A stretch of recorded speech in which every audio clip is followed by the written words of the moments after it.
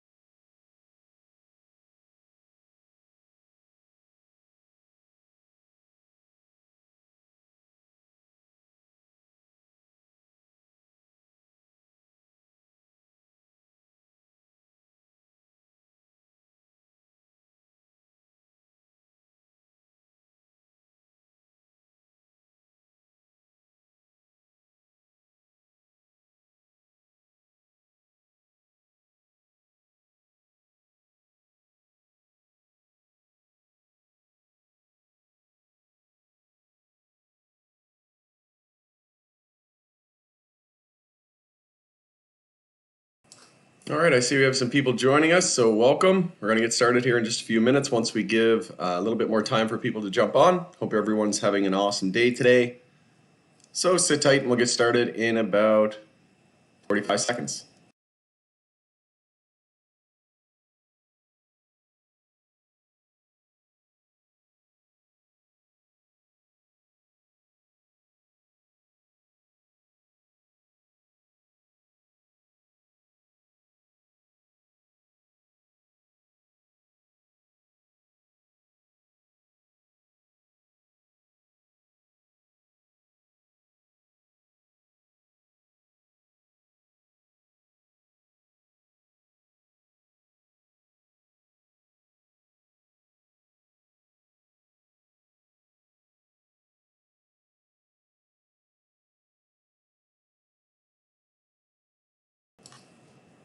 All right, welcome everybody.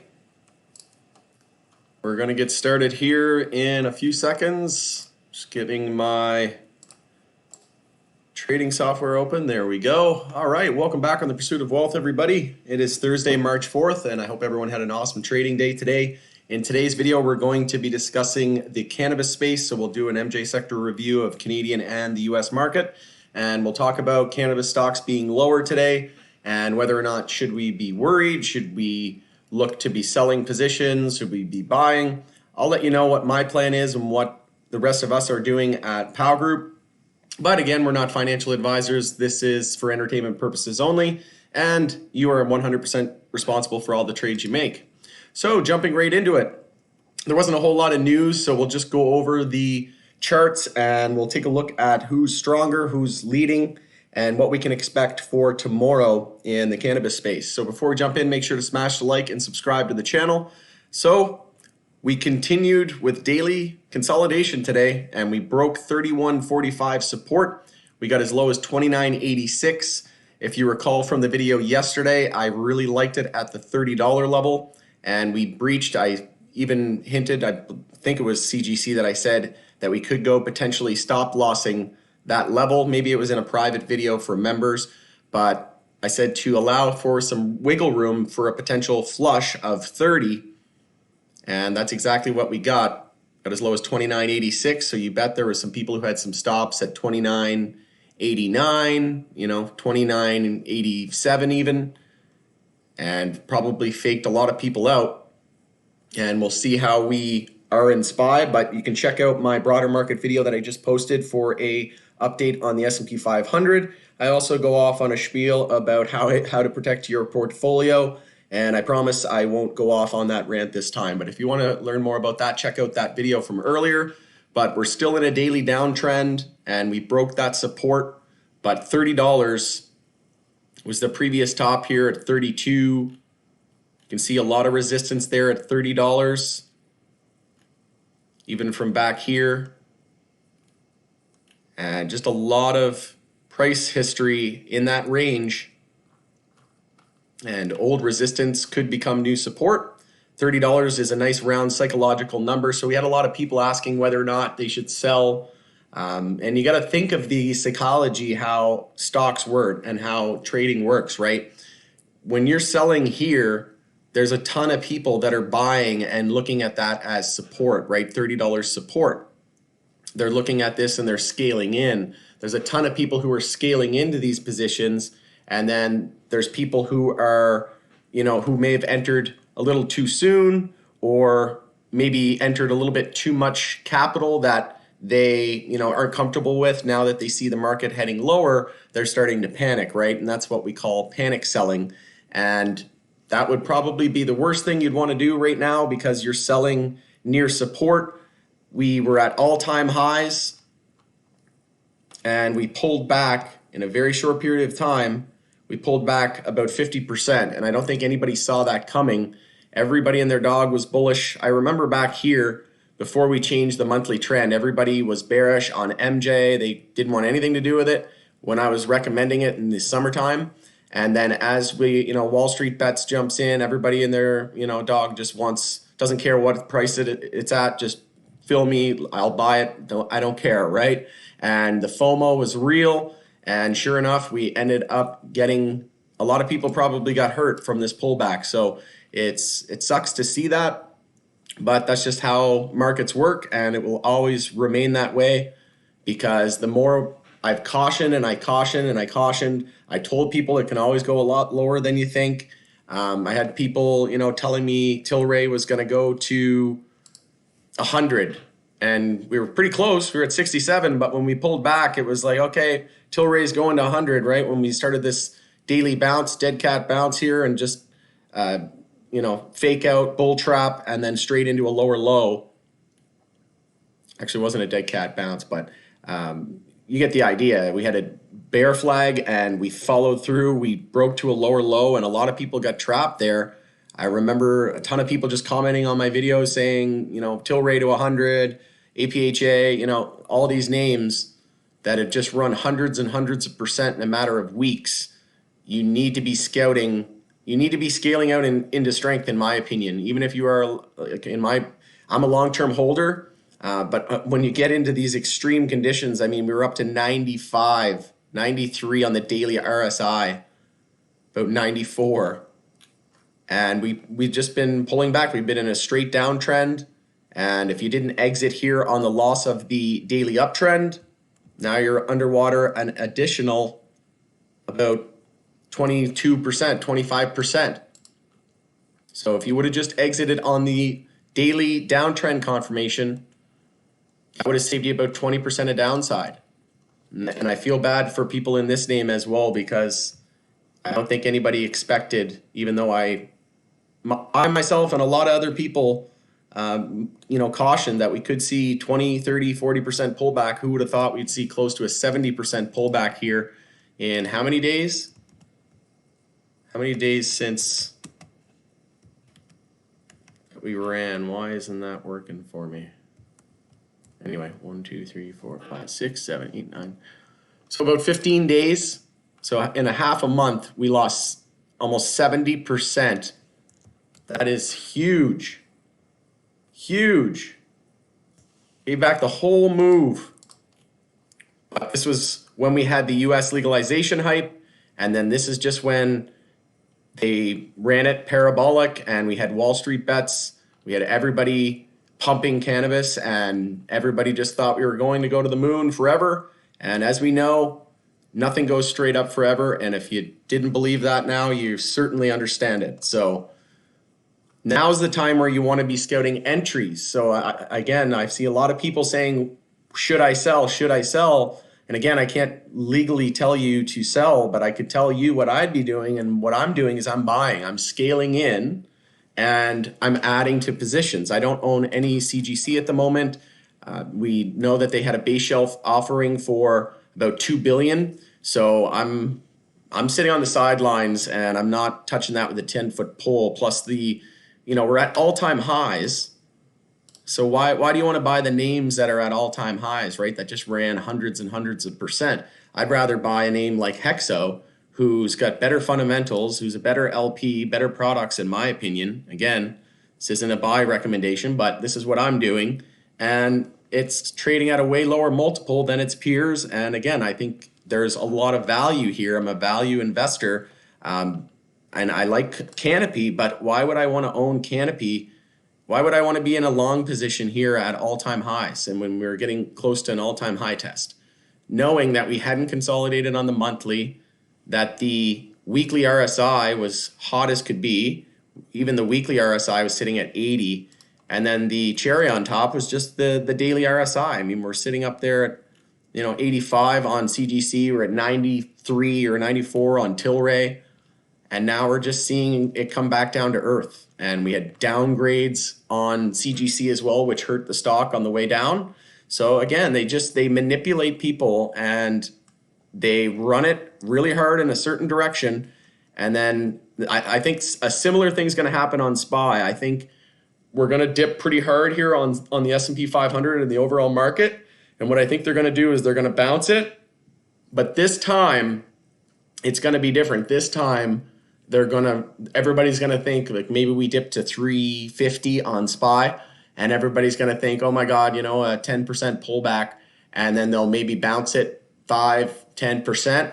And then they'll just let the bottom drop out like you wouldn't believe, is what I expect. I just want to bring this up real quick because I know not everybody's going to go back and watch the broader market review that I did. But look back here in the dot-com bubbles. We had this bearish RSI divergence. We were trending lower on the RSI, which tells whether or not a certain asset is overbought or oversold.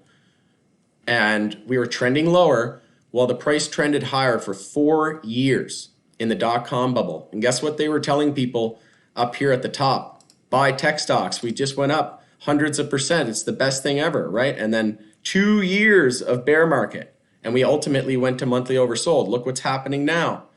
What's driving this market? Tech. What drove it back then? Tech. What's happening now? We're exploding higher and trending higher. What's happening to the RSI? We're trending lower.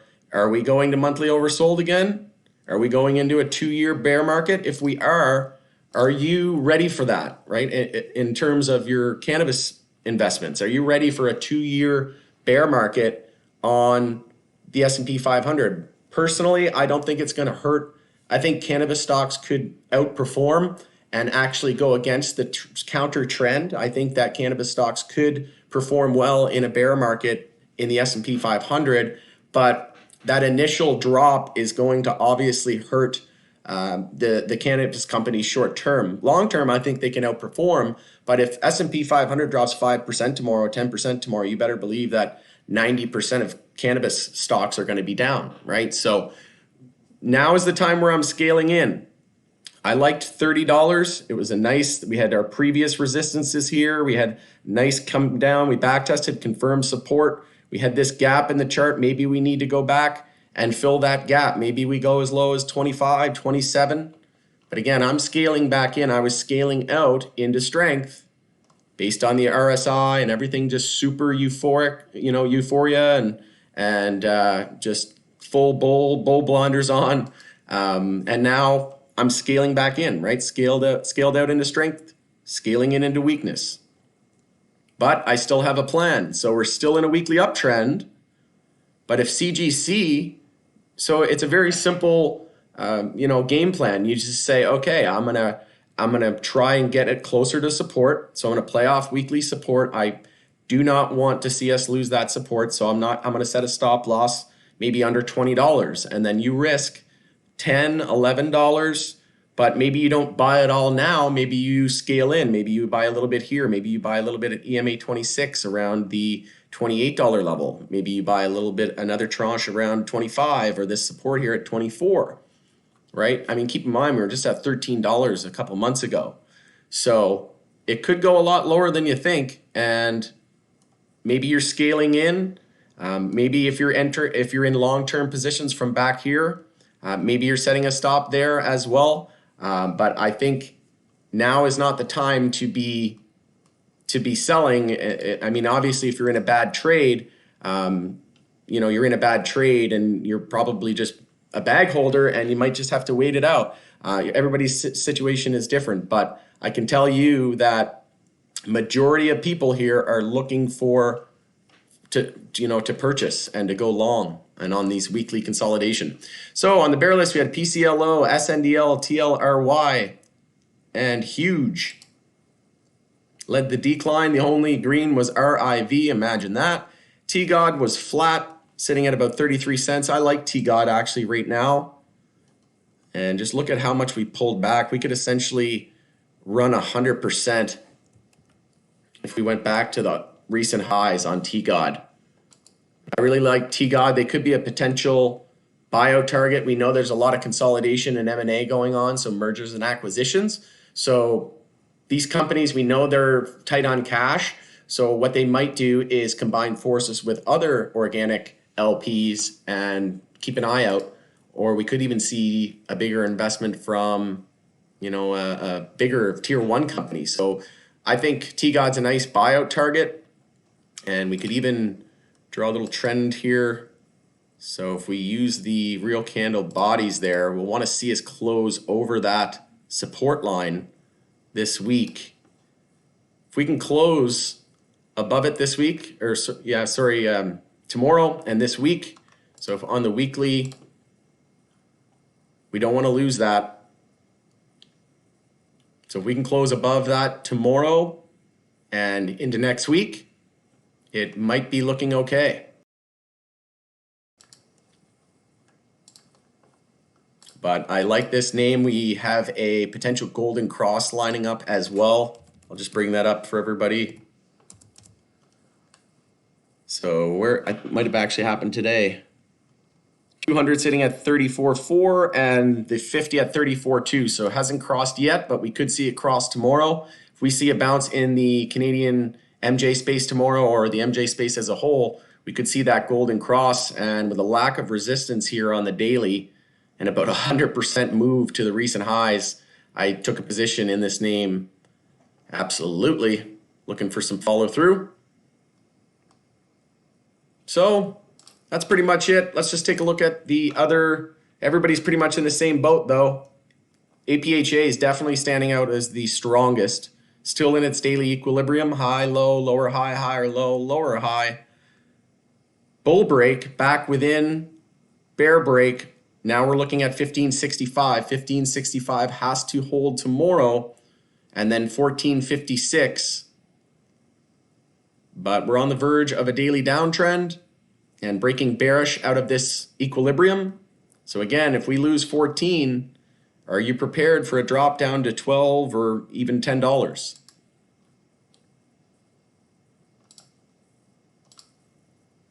Cron lost its daily support. It even lost 981. Hit a low of 937. So cautious here. We have a gap and no support on the daily after that until 690. And could be a type of head and shoulders here as well. It's not the most clear, but yeah, I personally do not like Cron as a top LP. I don't know why everybody considers it a top LP, but one of the weaker ones on the charts for sure. Hexo lost its support, but still holding 604. And we could be forming a bit of a head and shoulders here as well. But again, it's not the most clear, especially not with all those lines from the earlier in the day, but we could see a potential bear cross. So how many other LPs? So Cron had it, CGC had it, APHA hasn't yet, ACB had it already. So like I said, Hexo and APHA have been standing out clearly as the lead bulls in the MJ space in Canada. SNDL hasn't had its yet, bear cross yet. That's looking interesting. Playoff 110 support. And yeah, nothing after that though till 50 cents. But I like $1 psychological support. I don't know a whole lot about Sundial, and I know they're a fairly new company, but $1 support, that 110 looks like a decent play. Might be in play for tomorrow. I'm going to add that one to my watch list. Tilray hasn't seen its EMA 12 bear cross yet, so we could see more names follow through. VFF, if we start to see more daily EMA 12 and 26 bear crosses, that means we could see a lot more downside on these individual names. But personally, I don't want to see Hexo lose $6. If we lose $6 US, that is really bad. And I know a lot of people trade the Canadian ticker, so we'll just go over to the TSX here real quick, and that's 770 is the level.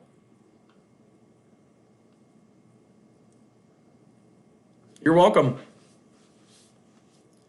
So we'll look at the US sector. So MSOS hasn't seen its daily EMA 12 and 26 bear cross. We did lose support. We got fairly extreme there. Today hit a low of 43.75. I added a bit more MSOS today. I added some Hexo. I added some ZENA.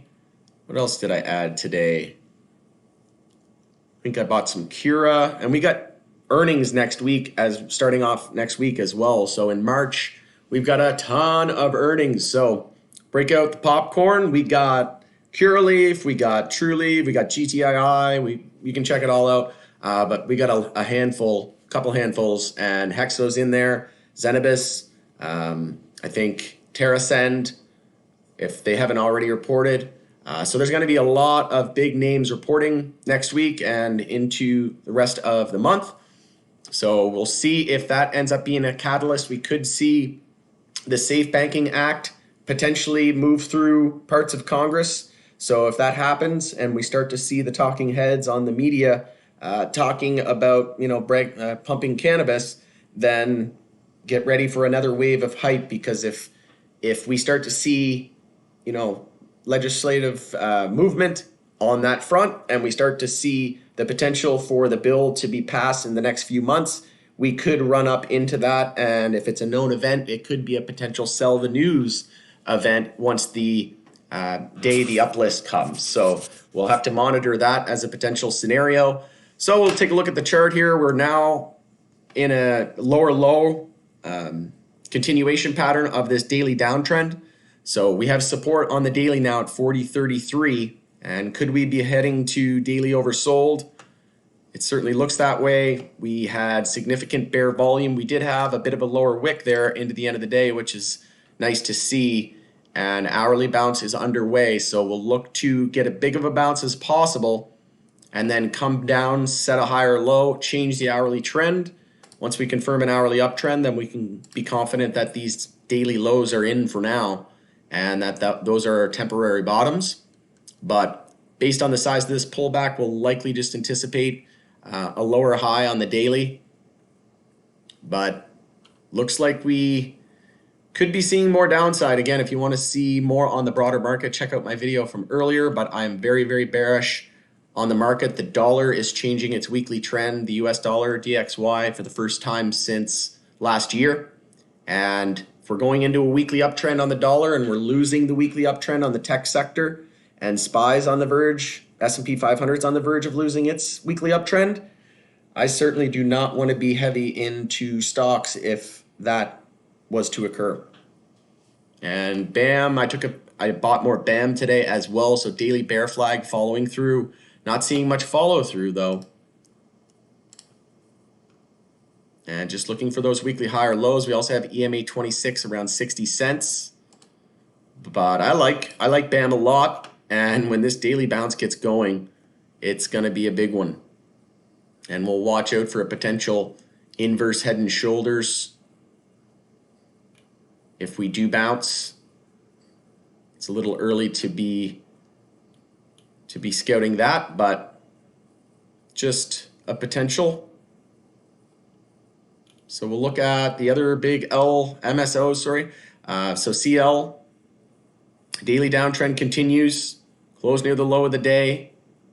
No support down to 14 on the daily. Curaleaf, big range on the day. Hasn't seen its bear cross of the EMAs. And close with a pretty big lower wick as well. Support down at 16. Got a little closer to its support. So definitely a little weaker than its peers. GTII, long ways away from its next daily support down at 30.22. And we'll take a look at Trulieve. So Trulieve's holding up relatively well here. Trulieve's still in a daily uptrend. So we have the low. Actually, no, we didn't get a big of enough. We didn't even really bounce there on that there. So this is all technically considered one move. So we're forming a daily higher low now. We're setting up for a potential daily trend and trend change and uptrend confirmation. If we were to break above the high of 63.38, that would confirm a daily uptrend, and that would be notable because that would mean that our weekly higher lows are in. And look where we bounced off of EMA 12, which we have yet to lose. So wouldn't want to see us lose $50. The low here is, the exact low is 51.90, but $50 psychological. We also have a previous low here at 47.90, so that could come into play. EMA 26 at 44 if we do lose that low. But if we change that daily trend here, that could be a nice save by the bulls. March 23rd for True Leave. So second, third week of March is going to be extremely fun. Did a video yesterday, Hexo. If you haven't seen it, go check that out. They have earnings, and it was a pretty lengthy video about a live stream of us prepping for those earnings. So that was on the 18th. And yeah, just check that out. That'll be 2 weeks from today. I expect a monster turnout from their numbers. I'm expecting EBITDA positive, a beat on EPS, but ultimately negative, and I'm expecting a beat on revenue somewhere around the vicinity of 35 to 45 million for the quarter. And that's Canadian. So that's pretty much all I had for you guys today. On the bull and bear list, we had KBEV, MJNA, Harv leading the decline, and GWPH closed nearly flat, CWebs and VREO. So held up a lot better than others. GWH pretty steady above 200. That's pretty notable. Yeah, not even consolidating on the weekly. And what is that? That's straight sideways. I don't think I've ever seen that before. Oh, okay. Need to reset the chart there. That's still, talk about sideways action. Man, it's insane. So if we lose the low, what is the low? 212, 211, 211.70. If we lose 211.70, watch out below. 175, 150. And even on the daily, huge gap. And then that was after the news of them getting purchased and acquired by, I think it was another pharmaceutical company. But huge gap down at 162.87. So I'd be cautious on GWPH, although it is holding steady here in the face of weakness in SPY. That's pretty remarkable, to be honest. All-time highs. Have you ever seen a name go to all-time highs on a move like that and then just go completely sideways for a whole month? I don't think I've ever seen that. Let me know in the comments if you've ever seen that before. That's pretty funny. Man, it's like someone shot a bullet out of a gun. Whoa. All right. So if there's any questions, I'll open up the floor for any questions. Again, I know it seemed like the sky was falling today on the overall broader market, so in SPY, and just keep in mind that we haven't even started weekly consolidation. So what happens when we start weekly consolidation? Is your portfolio prepared for that? Are your position sizes adjusting accordingly? Are you prepared for monthly consolidation? Are you prepared for a monthly EMA 12 or 26 test down at 322 or 350? All questions that you need to ask yourself in the coming days, because it is, I feel it in my gut, and I think that this time's going to be different. I could be wrong. Hope I'm wrong. My portfolio is set up so that I'm wrong, but if I am wrong, I have my short positions. I've trimmed my positions. I'm sitting on a hoard of cash, about 70% cash in stocks and about 50% cash in crypto. And I only own XRP and XLM for cryptos. I'm all out of Bitcoin or anything that's run from 3,000 to 58,000 in less than a year. Yeah, no thanks. Somebody else can buy it at those levels, and I'll rebuy it cheaper. And I have absolutely no FOMO whatsoever. So doesn't look like we have any questions.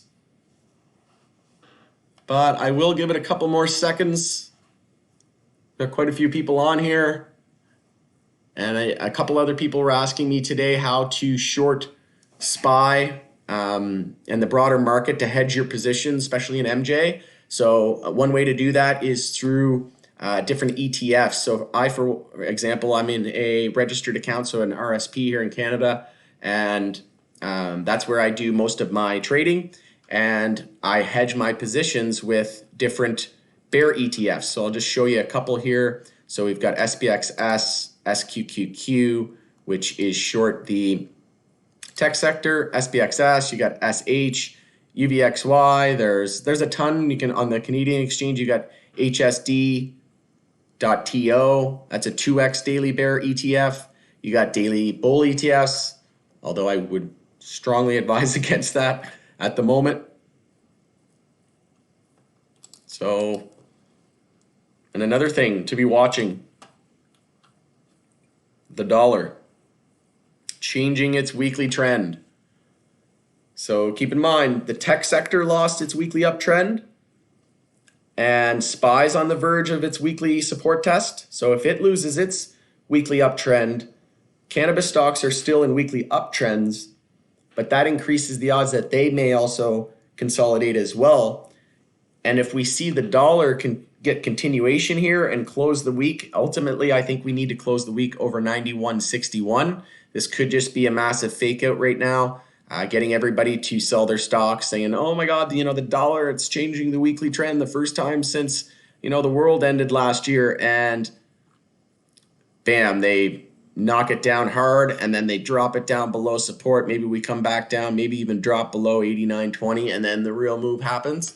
That could happen as well. There's many different scenarios, but again, you don't go all in on stocks today when we change the weekly trend, because the week isn't over yet. So we could come back, form an upper wick, right? So we want to see us close the week tomorrow over 91.60, and even EMA 26 would be nice here at 91, sitting at 91.83. So if we close the week over 91.83, I'm very, very bearish on stocks and in the market going into next week.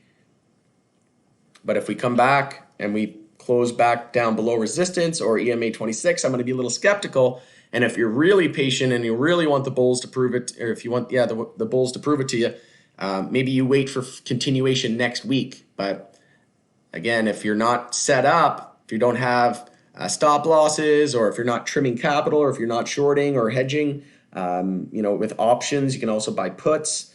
There's a ton of different ways that you could do it. You could sell puts. You could sell calls, try to collect premium. There's a ton of different things that you could do to hedge. Do you think losses on S&P 500 will overshadow MJ earnings over the next few weeks? Great question. So absolutely. So it's entirely possible that we see good numbers in the US. Obviously, it's going to be way better than the Canadian numbers. They got 10x the population, and they're very dense. Canada's very low population and very dispersed, right? So I think that they're going to be really, really good. And we're seeing reports that Truliev's making like $15 million a week or something crazy. So if they make like an insane, let's see what the, actually, let's just check that out. That's a great point. What are they coming in at?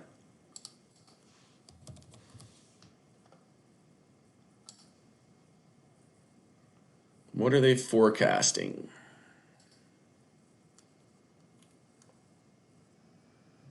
So March 23rd, they are forecasting 161 million. So if that comes in at like 200 million or like 180 million or something crazy, yeah, it could obviously explode. But if SPY's weak, it's not until the 23rd though, right? The Trulieve earnings.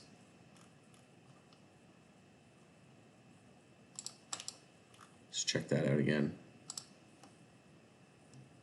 TradingView says 23rd, and this says 23rd. Okay, so we'll go with the 23rd. So that's still a ways away yet.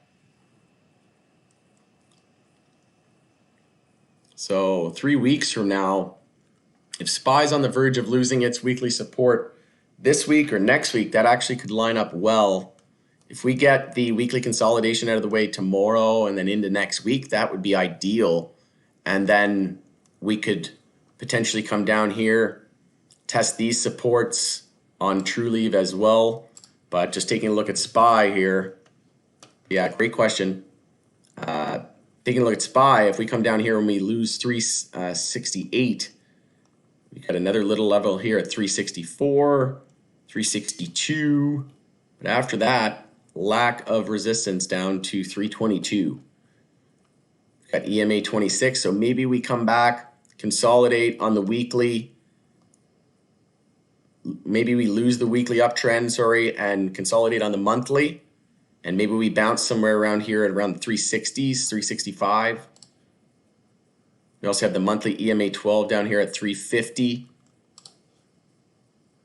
But if we lose the weekly uptrend and start monthly consolidation, ideally, if we could start weekly consolidation tomorrow, that's what I'd like to see. I'd like to see them just ultimate fear tomorrow, right before the end of the week, coming up on the weekend, and they, make it lose weekly support. Maybe we even gap down after we closed, and we thought, everybody thought we were going to bounce there at one point, and we came back down, and now we're at risk of a 5-minute downtrend, and into the extended hours here, we're basically just going sideways. But it wouldn't surprise me if we saw a gap down tomorrow, and then they spike the fear into the weekend, and then maybe even see continuation next week.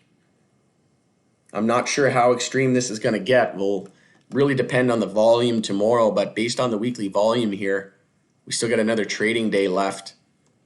We could see increasing bear volume, and that's what we need to see in SPY to be convinced that this pullback is for real. And we're already over the 20-period moving average, so that is notable. So if we see increasing sell volume, and if we see a ton of sell volume tomorrow, that's going to be significant. And we're now below the 50-day moving average as well on SPY. So it's getting very bleak. I could see them dropping this. If they don't drop it tomorrow, maybe they start weekly consolidation next week. That could be awesome for MJ bulls. Like I said, we've got Hexo reporting on the 18th, and then shortly right after that is the 23rd for Trulieve. So if we can get this weekly consolidation out of the way sometime in the next week or so with SPY, that might line up well for SPY to bounce on the weekly. And then for cannabis, the more cannabis stocks pull back here into earnings, the more that we are set up for a big bounce if they have blowout earnings, right? If they have amazing numbers, then the more we pull back, the better, in my opinion. And that's actually why I'm scaling in here to a lot of these names, is because I'm expecting big numbers. But again, what happens if SPY is weak on the day of earnings? That could we could see amazing numbers and SPY be weak and the stocks are basically just flat or negative. That could happen. That's definitely happened in the past, and I could see that happening for sure. And maybe we get everybody looking in one direction. Everybody thinks their earnings are going to be amazing, and they end up being amazing. But we had too many people look in the same direction, so to speak, and it got priced in to a certain extent. But again, we're not running that hard here so far. A lot can change. We still got a few weeks, but the more we pull back into earnings, the better off bulls are, in my opinion, as long as we have those stellar numbers. But that's a great question. Hopefully that answers your question. You always say, personally, I don't play earnings. Why is that? Well, in certain circumstances, I'm going to play Hexo earnings, and I played Hive earnings. It's a blockchain name. Recently, I think that was the only, and I played Hexo earnings before in the summer, but that's because I had been averaging in at a very low level. So I'll just bring up Hexo as an example here. So back in the summertime, in August, when everybody hated MJ, that's when I started buying. and we had this huge rip, and that's when Hexo caught my attention. I was like, holy, from 160, and this is post split, it was like 38 cents back then.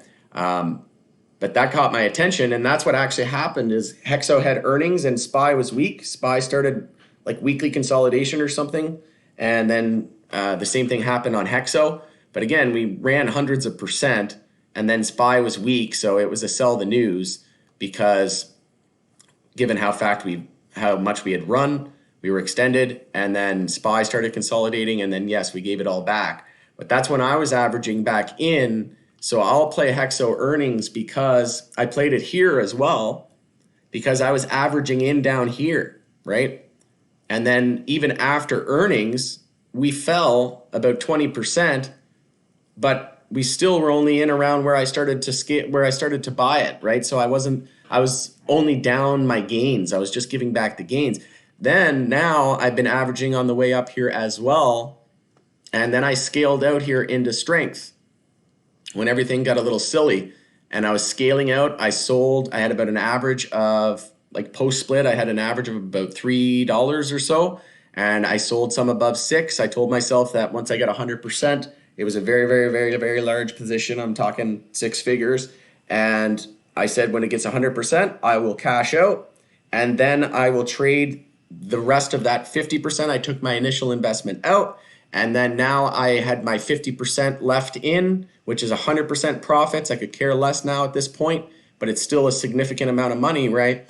And then I sold a little bit over $7, a little bit over $9, a little bit over $10. We got as high as $11. I sold at 10, and then I had no Hexo left in my portfolio in my entire long term. I sold all my long term because my plan was initially, if it doubled, it was a large position, I was going to sell half, take out my initial investment, and ride the profits. And I was very confident in the stock, but I got out at $10 and I missed another dollar or so of upside. And yeah, okay, I might have felt a little FOMO, but I knew that, everything was going to eventually come back down to earth like it always does. When we run hundreds and hundreds of percent, it always drops 10, 20, 30%. It's just a matter of when, not if. And now I'm scaling back in. So again, it looked like there was FOMO and that I was going to miss out on a big run. And then look at that reversal there on the weekly. That was a huge reversal candle. And I got out around $7, $8, $9, $10, missed $1 of upside. But then look what happened. It went down to as low as 624, right? So then I started scaling back in. I started buying a little bit in the 8s and then into the 7s and then now into the 6s. So I'm buying back in cheaper. So with my position that I sold at $10, I bought back in at 8. With my position that I sold it at 9, I bought back in at 7.5. The one I sold at 8, I'm buying back in at 6, right? And this is profits. So I'll swing I don't have any risk, right? This is just me risking the profits, and I just sold higher, scaled out into strength, and then I just scaled back into weakness. So I was able to reload cheaper with those profits. And then, yeah, whatever happens through earnings, I'm fine because my buy-in was way back here, right? We could drop, let's say we had earnings and we dropped 40, 50% on the stock. I'd just be back into my buy-in.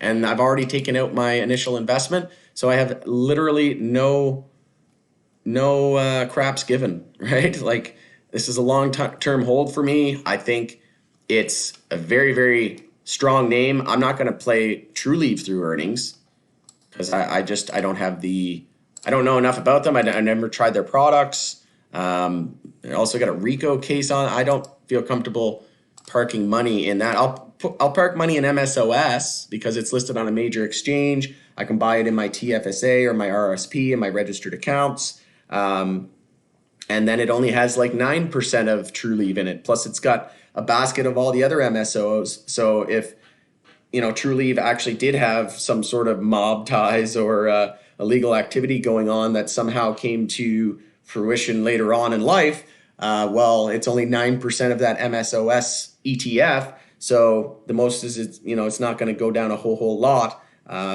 Obviously, it would impact the sector if that happened, and it probably would go down a lot. But your risk is limited versus having money in Trulieve. And again, I don't have a position in Trulieve, so I wouldn't swing a brand new position. I wouldn't put brand new money of my hard-earned dollars into a stock going into earnings. If I was trading it, so bringing up Trulieve, if I was trading Trulieve back here, right, I would have, if I bought it at $22 on this weekly consolidation and it is now at $58, then yeah, I might swing it through earnings, but I'd probably do the same. I would take my initial investment out around half, and then I would swing the profits. So it's all about how you strategize and how you position it, right?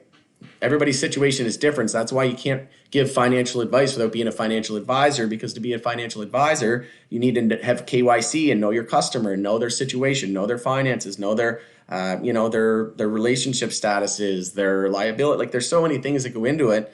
And that's why this is just for entertainment purposes. I can't tell you legally to buy and sell, but I'm just telling you what I would do. But my situation is a lot different because I've averaged in a lot lower.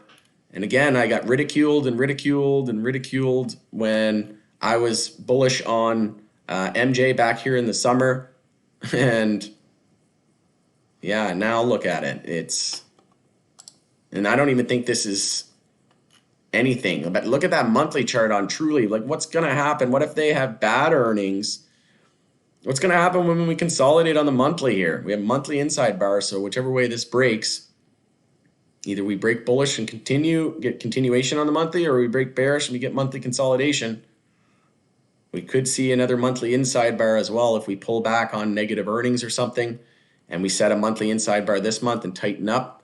But that's pretty scary considering we have no support all the way down to $8.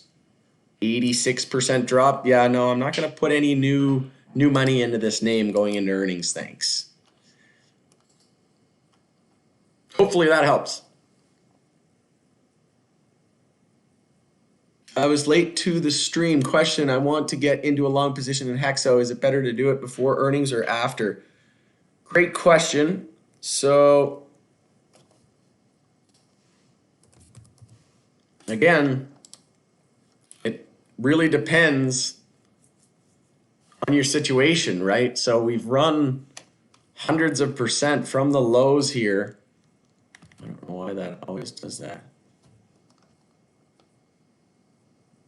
So from the lows, we've run about, well, this broken hand business is not fun.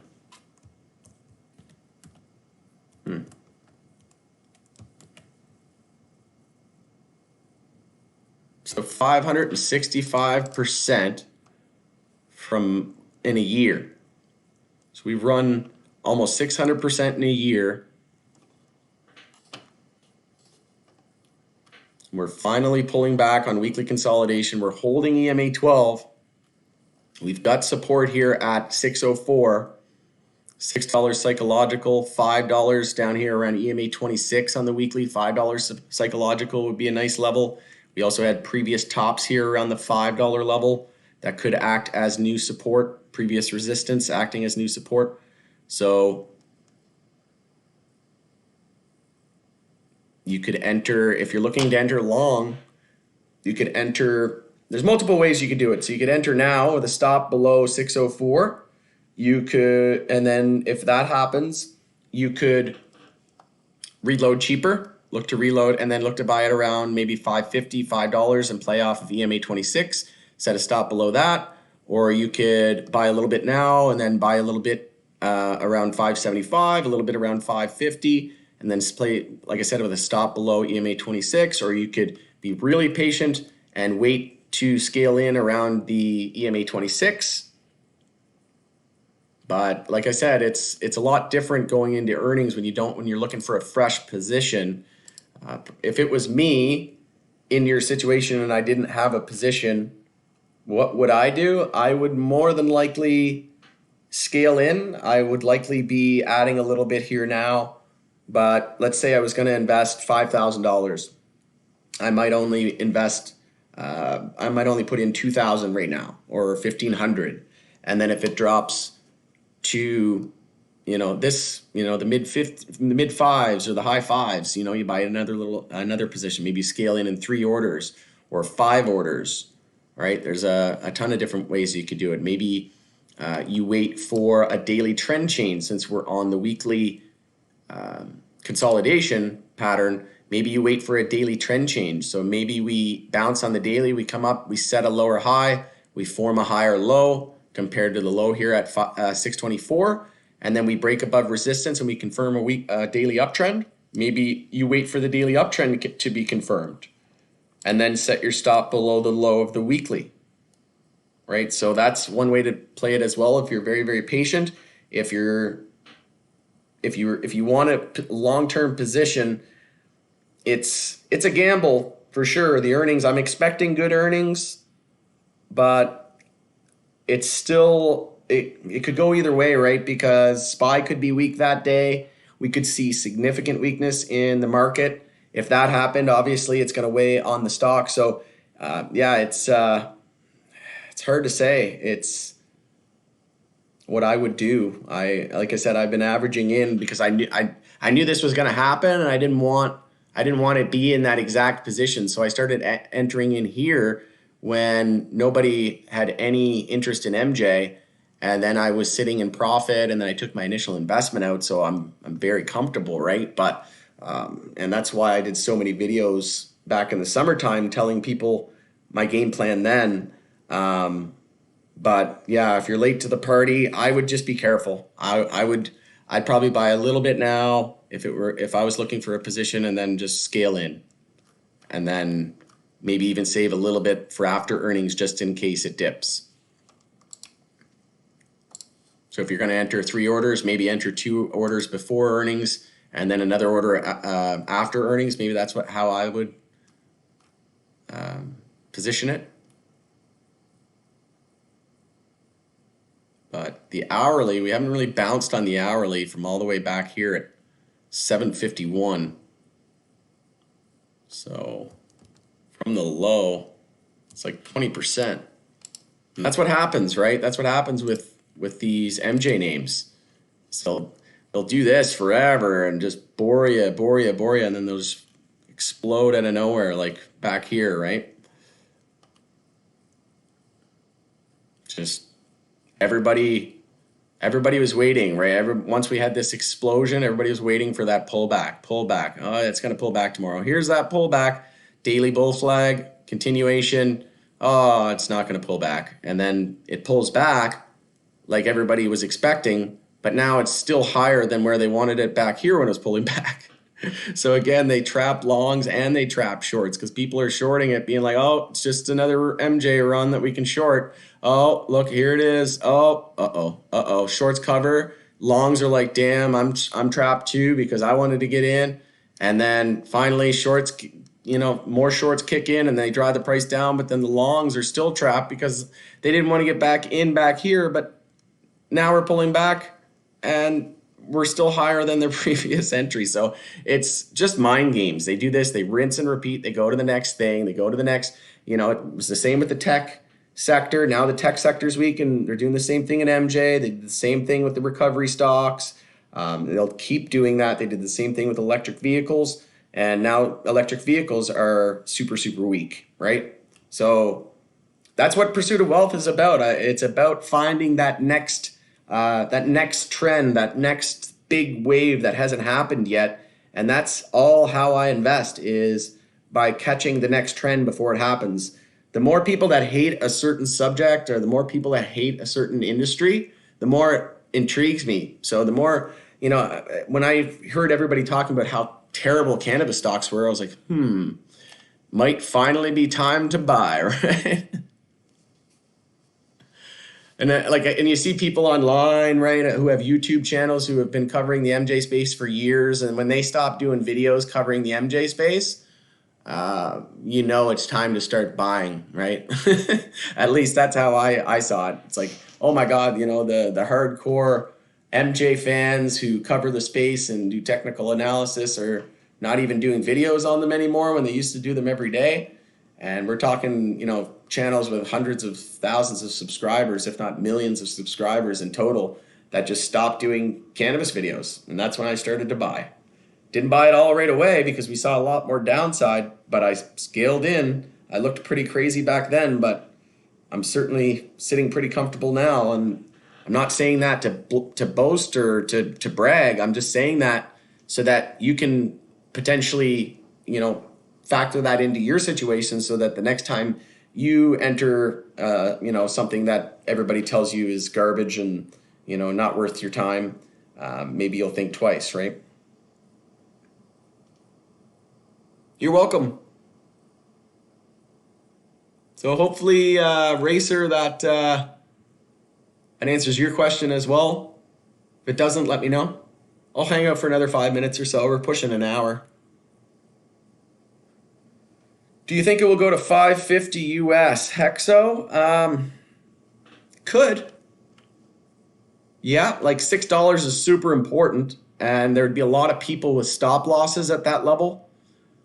So I think 550 would be a nice area to target, like a, breakout before the fake out. Same thing happened back here. This will be a little busy here. Quite a few lines on the chart from some, I keep deleting them, but they keep coming back. I don't know if you guys have that problem with TradingView, but it just started happening recently when I delete lines. So if I delete this, if I open this chart again tomorrow, that line comes back. Let me know if that happens to you. It's super frustrating. So high, low, lower high, higher low. We were in this daily equilibrium with the high, low, lower high, higher low.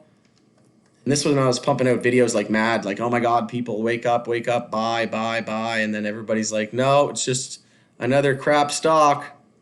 And I said, watch out for the fake out before the breakout. Sure enough, dip below the wick, but we never closed below it. And then bam, from there, in a very, very short time, we were up 125%. Was I a little worried when the price was going down there? Absolutely. Because I wasn't in profit. This was still my hard-earned dollars. But then whenever we went up 100%, I cashed out 50%. Now I'm all smiles and ready to ride this rocket ship to the moon. So that's where it's going. I heard analysts talking about justifying a case for $100 on Hexo. You remember just a couple of months ago when everybody hated Hexo? Now that's all everybody ever wants to talk about. And I said it was going to be the Tesla of cannabis. Same thing happened with Tesla. Everybody hated it. Analysts on Wall Street don't buy it. It's garbage, rat poison. They don't make any money. They're never going to amount to anything. Now they're the biggest car manufacturer, bigger than all the other ones combined. And I said the exact same thing about Tesla. Obviously, Hexo isn't going to, be the next Tesla. They're not going to have the same market valuation or company valuation. But in terms of the cannabis space, this is what happened to Tesla. There was nothing but bear coverage, and every analyst on Wall Street hated it, told you not to buy it, but they were buying it. They were buying it the whole time. And they're telling you guys not to so that they could average, get an average and accumulate, right? And then what happened? Tesla had earnings to begin the year a year ago. And then around this time last year, that's when Tesla took off like, a rocket, literally, and never looked back. And since we've gone like 10x or 15x or something crazy. So I remember looking at the articles that the talking heads on the media were sending out about Hexo back here. They're in a terrible financial situation. 3 months later, they have terrible financials because of the impairments. I think they did that because they wanted to get out of the way so that they could have a couple good quarters coming out. But they say terrible financials, and that was when they had good financials. This earnings here, this big rip here from in June was when they had good financials. Yet all the articles were saying they had bad financials. Then what did the company start saying here? All the executives and the new CFO they hired, they were saying, we have excellent financials. And now they're on their way to being EPS positive and EBITDA positive. So just a couple months ago, everybody was so I see the game that they play and I understand it and I've learned to play it. I can't beat them at it, but I'm gonna join them. And this is why I started this channel, was to help as many people as I possibly can along the way. A lot of people think I'm just full of hope and all that stuff, but I actually do a lot of fundamental research. I try all of their products. I try all of the other LPs products. I spend hundreds and hundreds of dollars on cannabis products, a month, like if not a week. So I'm very invested in the space. I understand the space. I know the retail space very well. I know what things go for. I know what sells. I understand the consumer. I'm an avid smoker. I've been smoking the stuff for about 15 years now. I consider myself a pioneer of the MJ industry, and I've done everything from grow it to smoke it to and everything in between. So it's I remember being a kid, and my friends' moms and parents would always make it sound like oh, that kid, I think he's into pot or whatever. And now look, right, it's a medicine. It's changing lives. Look what it did for epilepsy. And it's like I'm a good person. Right? Trust me, please. If you can't have fun, what's the point? But yeah, 550, I could see that. I don't want to see it go to 550. Like I'd want to see it bottom out around 6, or maybe like 675, 680, and we get those stop losses like we did, like a stop hunt that I mentioned before. We get a flush and then fake out before the breakout. I bought last May. Congratulations. Yeah, that's awesome.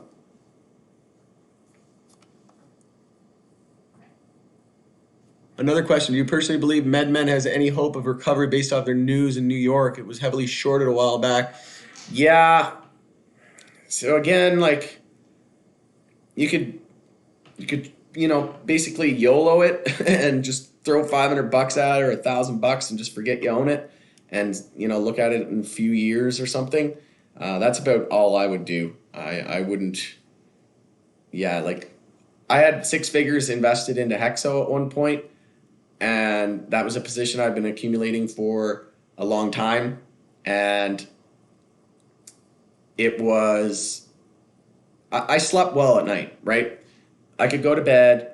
I knew, like, even when their earnings had bad earnings in October and it dropped 20%, I was like, meh, who cares, right? I de-risked into the earnings. I sold a little bit and then I rebought a little bit cheaper. And then I think I even day traded it a couple times and made about 10% and, recouped about a half of the loss. So there's other ways you can do it. But MedMen, like, I wouldn't feel comfortable putting money in there as a large amount. I, at the most, $1,000 and, go from there. Forget I own it, look back, set a reminder for 3 years and look at the price then. You were the man, bought into the weakness today and actually made money today. Yeah, it's a lot better buying into weakness than strength, but it depends, right? You don't want to catch a falling knife either. So don't go all in or anything like that is what I would, I would be doing, is not going all in. I'm still not going all in, even though I'm using profits. I'm still not going all in, right? So you're welcome. Hi, got the dip today. Yeah, I bought a bit. Like I said, not all in yet. Still about 70% cash in my stock portfolio. You're welcome, Jesse.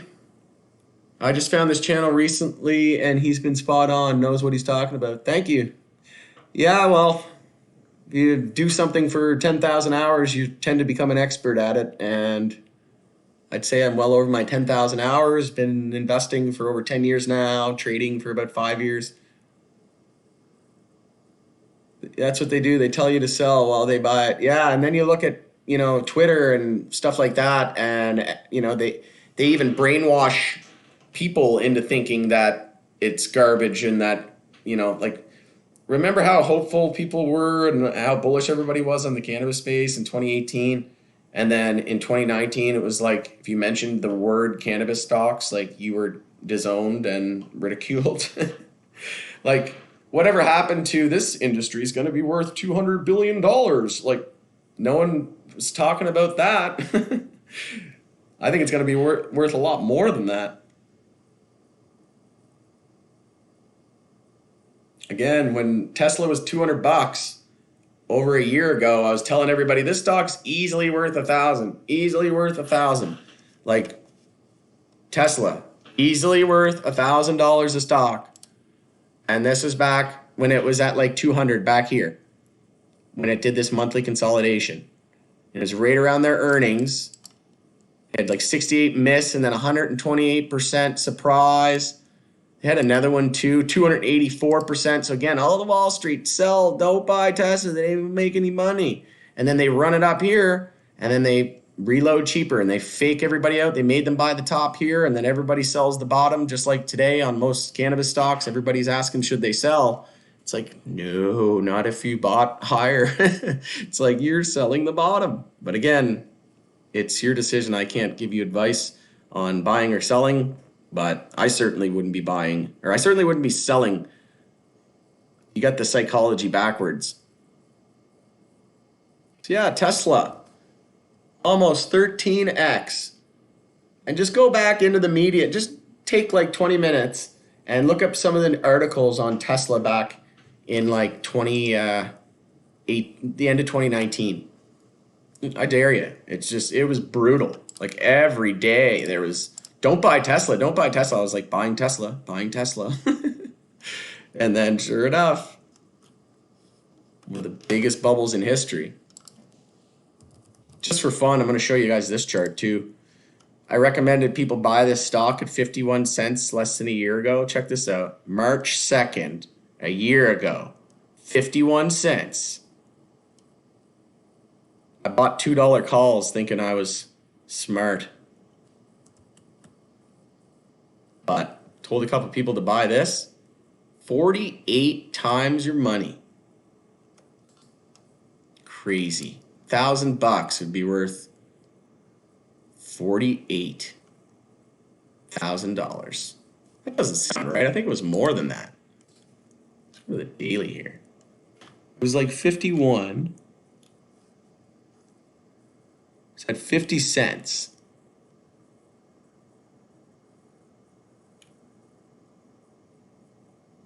Oh man, hard to do that with one hand. It was 59, good enough. Yeah, there we go. 134x. Oh man. So you put $1,000 into this stock a year ago, you'd have $133,000 at the high. So that's less than a year. So that's back in February, mid-February. Like 10 months, you put $1,000 into this stock, you'd have $150,000. It's crazy. So again, like these are bubbles, right? These are massive, massive bubbles. So what's going to happen when all this stuff really pops? Like SPY is a massive, massive bubble. Like look at that, 100%. When do you ever see an ETF like the S&P 500 run 100%? In less than a year? That's pretty, almost 100%.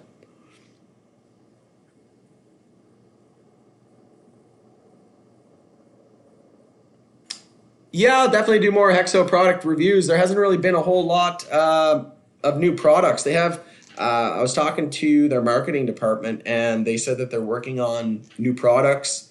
I was very impressed with their OS Click, the dab pen, and they told me, if you think that's cool, wait till you see the stuff we're working on now. So I'm pretty excited and yeah, super excited to do some more product reviews. There just hasn't been a lot. I also fell and broke my hand and it's been a slow recovery.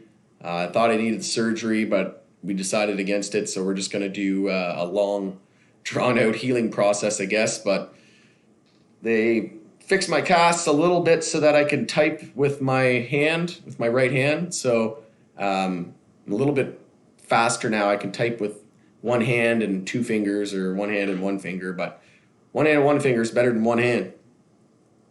So yeah, I haven't been doing. I've been pretty busy as well. The community's been off the hook.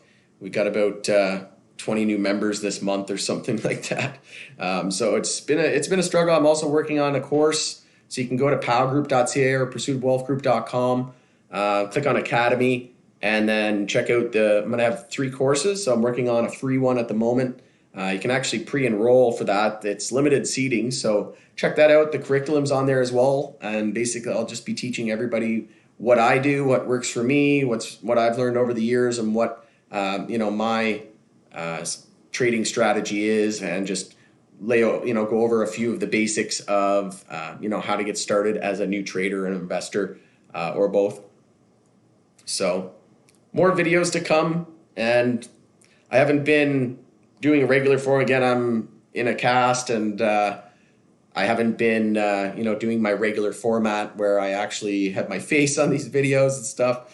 So I'm starting to get back to, like I said, to normal, and I'll be doing more product reviews and more regular format videos.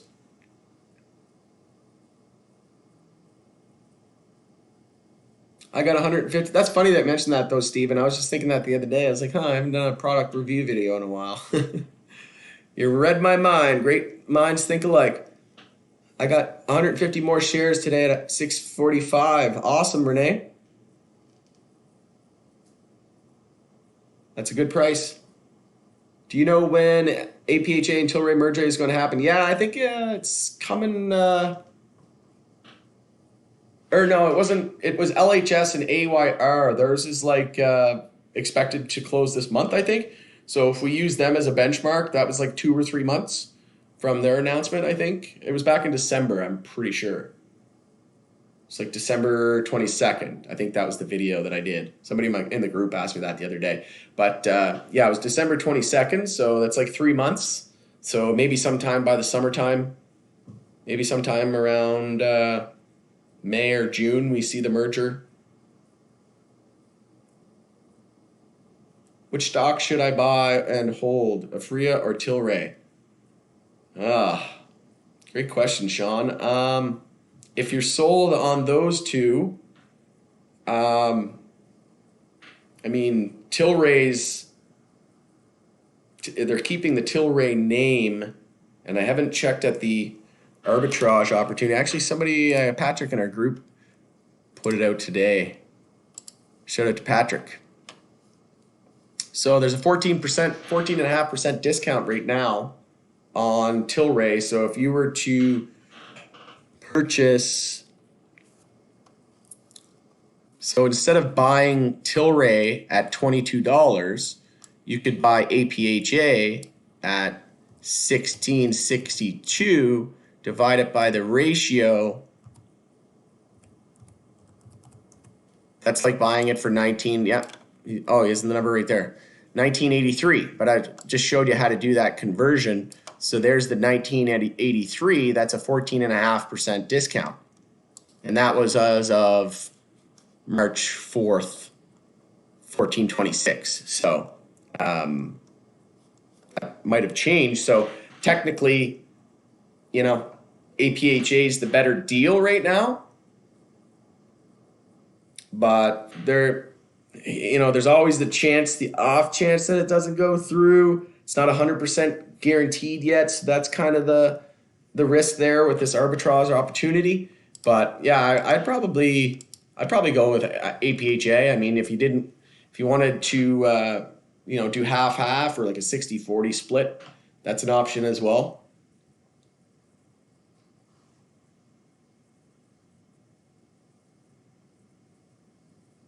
Hopefully that helps, Sean. Renee, only 48,000% in 1 year. Yeah, it was actually a lot more than that. It's like 130. It's like 150x or something. Oh man, imagine $1,000 into 150,000. I bought $2 calls at 50 cents, and then it just got away from me, and oh man, that was one that got away. Hexo earnings next week expectation. No, it's not next week. YJK. It's 2 weeks from now. So on the 18th in the pre-market, I did a video on that. You can just go to my video, search Hexo earnings, should come up. But it's pre-market. They have a webcast that morning as well. I did a little bit more in-depth analysis on Hexo. But for everybody tuning in as well, just make note that, like, what company is everybody asking about, right? Everybody's asking about Hexo, APHA, and Tilray. What are the strongest stocks right now in terms of the charts? Hexo, well, it's APHA, Hexo, and Tilray. Tilray looks to be a little stronger than Hexo at the moment. Hexo losing its support. And Tilray still got some key support there. So Tilray and APHA standing out as the lead technical bulls, and then Hexo in my opinion. But keep in mind, APHA just hit brand new all-time highs. Again, I'm a value investor. I like to get, I had APHA back here as well, around $4 and $5. I sold it, like way back. I sold it way too early, right? But then I just move on to the next opportunity. And again, the risk here was to the downside, and that massive reversal candle there on the weekly was just gross. Look at that volume. So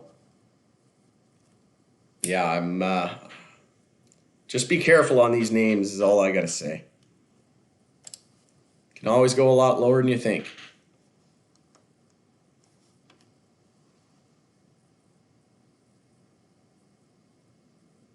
No, not the right hand. That's the trading hand. Yeah.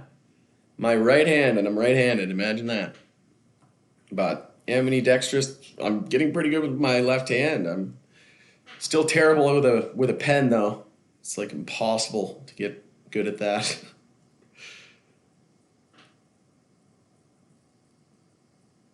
Thanks, bro. I'd like to own a few more Yeah, for sure. I'd like to own a few more MJ stocks. I think everybody does right now.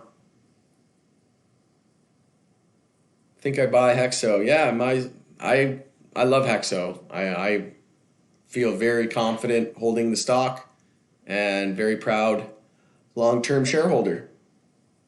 Thoughts on high tide?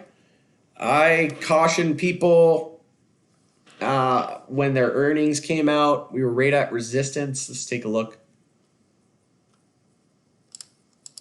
So hasn't started weekly consolidation. Daily consolidation still underway. So just looking for a higher low compared to 56 cents. But we dip below EMA 26, so it could have been a nice play there today off of that level.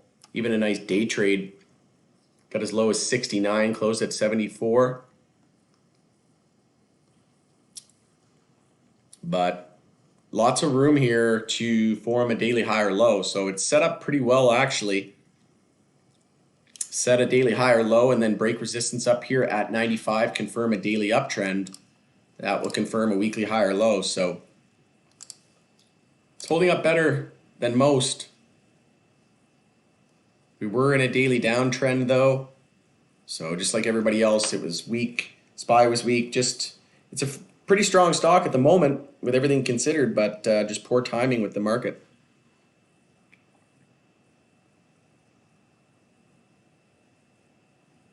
But yeah, I don't know enough about high tide. I know they're in the retail business, and I know they're a fairly new company, so.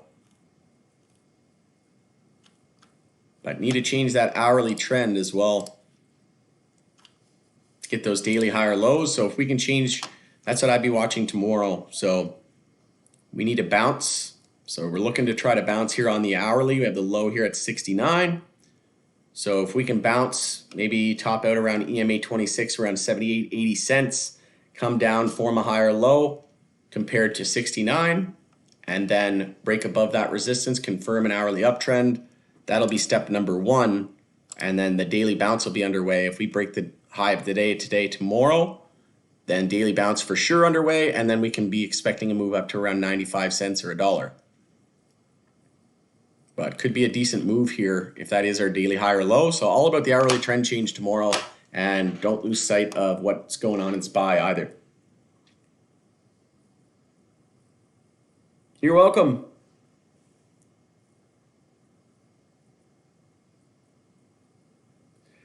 Can you give me your opinion on Curaleaf stock, long-term or mid-term? I'm long. I've got it in my long-term no touch. I've got MSOS, the ETF, that pure cannabis ETF that tracks all the big MSOs. So this, I bought some, oh man, I bought some like a long time ago. I bought it at like $8 or something like that. But it was just a small position, and then it just got away from me, right? The whole market got away from everybody right after the world ended there, and we saw that huge pullback in the market, and then I think everybody just got surprised by how much USMJ ran over that span. And I added here on this big consolidation down to 16. I added a bit more here at 18, and I added a bit more today as well. Just slowly scaling in because, like I said, we could have SAFE come out at some point this month. So if SAFE Banking Act comes out some point this month, or not SAFE Banking approved, but if we start to see more, more circulation through Congress and more, media coverage about SAFE potentially going to be approved, that would obviously create a lot of hype. So personally, I'm holding it long term. I'm also holding BAM. I think BAM's a nice small cap company to hold for the long term, and they're pretty beat up right now. We're just at $1.14 not too long ago. And just imagine what would happen if one of these smaller companies like a BAM or a CXXI or something like that uplisted to a New York stock exchange or a NASDAQ. I think it will happen. I mean, they're in Las Vegas. They're like number one reviewed product in Las Vegas. Curaleaf definitely going to go to the NYC or the NASDAQ. Like, that's not even a question in my mind. So I'm at least holding it until we get the news that it's happening. So like, let's say they approve it this month or next month or sometime in the next few months, and then they get uplisted sometime by the end of 2021. I'll probably look to hold it into that uplisting. So maybe sell it like a week or two before the uplisting, and more than likely be like a sell the news scenario. That's what happened with most of the LPs when they got uplisted to major exchanges. So that's probably what I would look. And then I'd look to reload cheaper and then invest again long-term. But obviously I have my swing trading account and my day trading account where I flip, things a little sooner or even in a few seconds. So that I'm just talking about in my no-touch long-term portfolio. New to the market, any comments on Sundial? Yeah, I was saying earlier they're getting pretty interesting here. Like, they're only a couple years old. I don't think they're that great in terms of financials. They're definitely not profitable, and they got quite a bit of debt. I'm pretty sure. I don't know a whole lot about their company. I haven't tried any of their products either. So I'm a big believer in, trying products first and having a stock in my portfolio that I really love their products or services. Like, I see people all the time that are so bullish on these stocks, and I ask them what their favorite product or what their, think about it is, and they don't know, or they're from the States and they've never tried it. And I can't believe how you guys would ever buy something without ever knowing. Because like Aurora, man, if you just would have tried their products before buying their stock, sheesh, products suck. Sorry for getting bashing Aurora, but man, that company just hurts people. Like, I don't even like covering it anymore. But I mean, there's definitely some day trades to be had in it. SNDL, so we're right at $1.10 support. So nice playoff support. $1 psychological should act as decent support as well. But After that, on the daily, no real support till 50 cents. So this could. What if SPY consolidates on the weekly, right? If S&P 500, if the broader market pulls back, the S&P 500 and the tech sector is pulling back hard, it's probably going to weigh on the cannabis sector. I mean, news could change that. We've seen cannabis stocks run before when the S&P 500 was down, so it can happen. But yeah, it's nice play off support if you haven't entered yet. I might be watching it tomorrow for a day trade or a potential swing trade off that 110 support with a stop below $1. But yeah, once we get this daily bounce underway, should be a decent bounce to resistance. It's like 40%. This will be on my watch list for tomorrow. Absolutely. You're welcome. You're welcome. That's a great plan. I was just thinking of just holding through the earnings or through the uplisting. Yeah, for sure. It just comes with experience, right? Once you've been through one certain, doesn't mean it's going to happen the exact same, but you kind of know what to look for, right? And then if you get these clues along the way, it's like, oh, okay, but you don't want to be biased either. You don't want to have that confirmation bias where you're justifying or trying to convince yourself that might be true, but you really just have to kind of sit back. That was something I struggled with when I first started as a trader, is how do you detach and know what's true and what's not true, right? I mean, obviously, if it's a fact, clear-cut fact, but if it's like, if it's a stock and you're confident in a stock and a stock's dropping, like when Hexo had that 20% drop, I mean, yeah, I'm human. I felt a little bit of panic and whatnot, but my experience and knowing that they were just doing that to flush out all the last weak hands, and I'd be lying if I didn't say I wanted to have my finger over the sell button, but again, it just comes with experience. I get a lot of new investor asking what to buy, etc. How do you deal with that? I can only point at YouTube for an answer. You get that too? Yeah, I get a lot of people. What I've been telling people lately is to take the bull blinders off, and then I ask them if they know how to short. Because if you only know how to buy stocks, you're at a huge disadvantage. And if you only know how to buy stocks right now when everything's at all-time highs, and in my opinion, in the biggest bubble of history, that's a recipe for disaster. Like, you need to maybe start paper trading, right? Use fake money. Start doing some fake money or something right now while the market's choppy and risky, right? Like, there's other things to be doing. But yeah, I get people all the time, what penny stock? What do you think of this penny stock? What do you think of this penny stock? And I'm like, a lot of people are talking about like a clinical trial, because we get a lot of the things going on with COVID and stuff, and like the shroom industry, the shroom space. A lot of people excited about new and upcoming companies there, but thing you got to remember is all these companies don't make any money. They're just going off of hype and euphoria and that next wave, and they're just all clinical trials, right? What if their clinical trials fail? At all-time highs in a market in the biggest bubbles of history, I do not care about clinical trials or like penny stocks, even like small cap penny stocks in the MJ space. I'm not super sold on that right now. I'm in protective conservative mode. I'm not looking to hit home runs like a lot of people who are asking what stock they should buy. Because when people ask you what stock to buy, they just want to make a quick buck, right? And actually, you should probably tell them to rethink that, because if everybody's telling you what stock to buy, that means that's the herd's following, and who's going to be left to buy when all those people stop buying, right? There'll come a tipping point where the market goes belly up. I am one of the person that never try any of the products. All I know is I love weed. Yeah, I got friends that smoke 5 times a day. I live in New York, so I go with the news and what you say at times. Yeah, so yeah, that's fine for sure.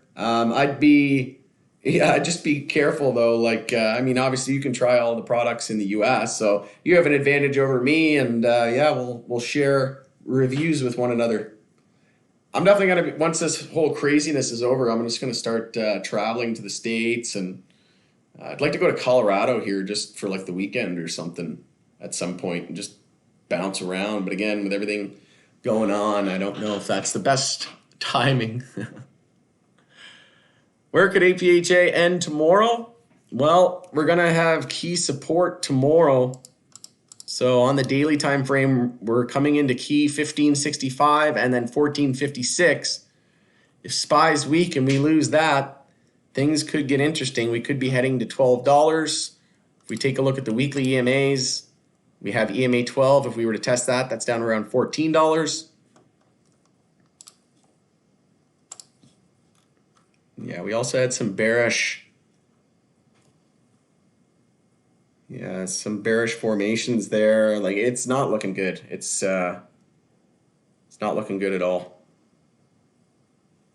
I could see us. Let's check the weekly chart. So where, if it ends tomorrow, if we close over, so the 10-week moving average is down at 14. So if we close the week over $14 this week, that's good in my opinion. So I could see us heading to around $14 or $15 tomorrow. We're also seeing a bull cross of the weekly 50 and the 100 and possibly crossing through the 200. So that's usually a bullish momentum indicator. Oh, that's, and this is the US ticker. We also have the 50-day moving average just under 14 at 1386. So maybe we get a flush of 14, and we head to 13. Again, that might not happen tomorrow. Might draw it out into next week. But if SPY's really weak, if SPY tests key weekly support or goes into, if loses its weekly uptrend tomorrow, and that could be huge. But the 50-day just under 14 and the 10-week moving average just above 14, I could see us going to $14 in the short term and then a big bounce. But again, it's entirely possible that we hold support and then we bounce and we head up like a rocket ship again. You don't know, right? That's why you can play off of these supports. You can scale in a little here, scale in a little here, and then maybe scale in again at 14 and then look for the bounce. Look for a potential back test of the 50-day moving average, confirm support, and then advance higher, right? Hopefully that helps. If everyone asked for the same thing, yeah, I would run into the other direction. Yeah, absolutely. I sold most of my stuff, so I'm just looking for a place to get back in. Yeah, absolutely. So you're scaling in at a good time, in my opinion. But again, just keep in mind that SPY hasn't started weekly consolidation yet. What happens if the S&P 500 does? Or, obviously these stocks are going to get hurt as well. There could be news that would change that, but if everything was unchanged, then we'd likely be negatively impacted as well. So certainly scaling back in is key here because it can always go a lot lower than you think. All right, we're at an hour and 30 minutes. And I almost didn't do a live today. Imagine that. I would have missed all this fun. All right, I hope you guys had as much fun as I did. We will see you again tomorrow after market close. Thanks for joining us on The Pursuit of Wealth for an MJ sector review. And check out my broader market video from earlier as well. Don't forget to check out the free trials that we have at palgroup.ca. They'll be ending at the end of the month. And be sure to register for our course over at the Academy page. It's free, getting started, training, and it's also going to have a lot of useful information there for newer type more experienced type traders as well. So go check that out. Join our community. I'd love to have you a part of the group. It's been fun. That's literally all we do all day is talk, privately in a private group. We do private live streams for members as well, and we just trade ideas, bounce the ideas back and forth. And like I said, we've got a range of new to experienced investors. And in my opinion, if you're not trading with a group of people, you're at a disadvantage. And I can't tell you how much it's helped me and over my trading career. And like I said, there's tons of different trading courses and platforms out there. But I think we have a solid group of people, and it's a lot of fun, and I'm looking forward to the journey. It's the pursuit of wealth, right? It's pretty fun, but it can be pretty boring when you're by yourself and you're losing money, right? So it's fine to lose money as long as you learn from it. Enjoyed it. Thanks again. Awesome. Glad you did. Peace out, everybody. Have a good night, and we'll see you after market close. Take care. All that good stuff. It's Rod with Pow Group signing